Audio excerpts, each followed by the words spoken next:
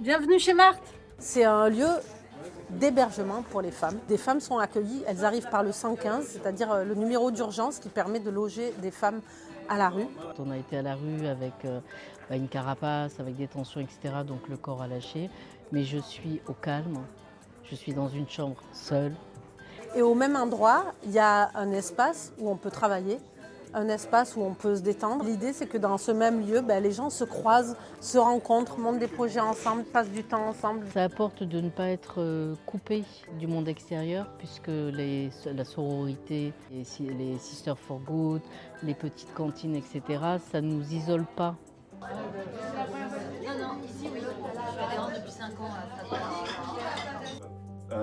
Pendant le repas, on puisse tous se servir, on puisse tous faire un brin de vaisselle, on puisse tous mettre un petit coup de balai à la fin.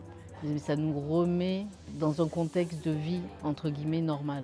Et si dans un lieu, on mixait des femmes qui ont eu des parcours de vie un peu difficiles avec des femmes actives qui ont besoin de sororité.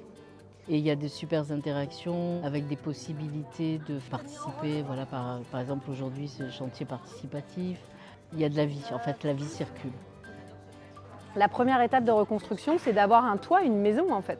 Un endroit où on se sent accueilli, en sécurité. Chez Marthe, c'est un lieu d'émancipation. C'est un lieu d'émancipation où on se sent bien. C'est un lieu où on se sent dans un cocon. C'est le meilleur moyen de faire d'une épreuve de vie une opportunité de renaître. C'est un lieu d'empowerment des femmes. C'est un lieu qui est dédié aux droits des femmes. Et il devrait y avoir davantage de lieux, parce que c'est vraiment un lieu de sérénité, de paix, d'harmonie. La méthode chez Marthe, c'est partir du logement pour se reconstruire. Et donc, nous, on veut que dans chaque ville de France, une femme qui traverse une épreuve puisse trouver une porte ouverte et une communauté chez Marthe. Merci Marthe.